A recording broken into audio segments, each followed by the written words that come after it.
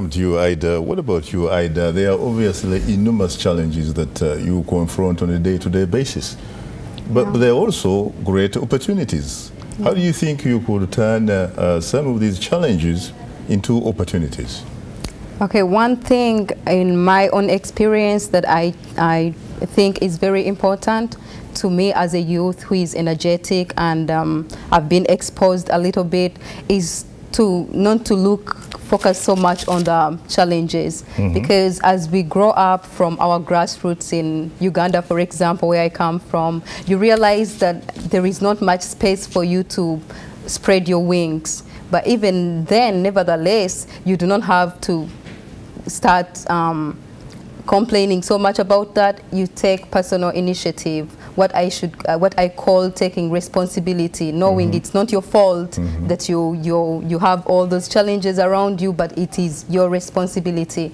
So in my situation, for example, when I left Uganda and came to America, I visited different parts of the world, and I saw an opportunity in me to expose Africa in my own capacity. So I chose to use my own hobby, which is travel, into something that would benefit me and benefit the world and benefit African people, African youth. So it's what I would say, what I would call for African youth, for example, is to take personal initiative, take responsibility, use whatever you can in your own capacity to help make change. For example, they should start on small levels. If you are in a community and there is something you can do, for example, advocacy for environmental conservation, go ahead, contribute to that. If there is something you can do, for example, foster change in advocacy, in human rights, and maybe talking to peer groups and people of your age to foster change in your communities, go ahead and do that.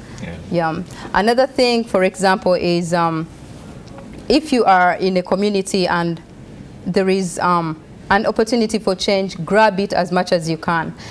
In our era, for example, right now, we have the opportunity of social networking. I have interacted with young people in Uganda, for example, and I encourage them to take chance of the internet, to make use of that opportunity. Even if we don't have like good, well-stocked libraries, you can go ahead and find anything on Google. You can search social networks, link up with people around the world, share ideas, see what changes, what they do in their communities that foster changes, that help elevate them, and try to take that chance. But how you respond to someone who might say, wait a minute, Aidah, you're really talking about people who are like you. Someone might in fact say the elite youth, those that have made it to university, those that have made it to abroad and what have you. How do you connect, for example, with your counterpart youth in Arua, northwestern Uganda, who probably dropped out of high school or probably didn't even get to high school? How do you communicate and interact with that person and empower him and many others who happen to be the majority on the African continent? Okay, one thing I see about, one biggest challenge about the young illiterate is they have no chance to communicate, for example.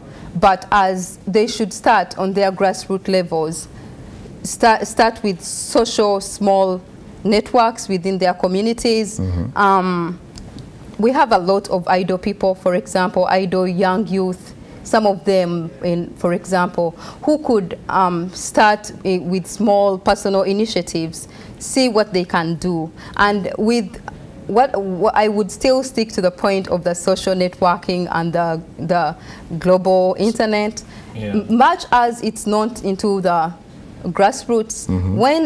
Once you make a group, you can always foster your voices, you know, step by step. And come up perhaps with some sort of idea of appropriate technology, something that can help you to really communicate and compare notes. Yeah, and compare with those notes. type of people that may be less fortunate than you. Yeah, like for example, if a person says you're talking to people who are in America, for example, a person like me. Right. If you take my own experience, what helped me to foster myself from Uganda and come here was through social networks.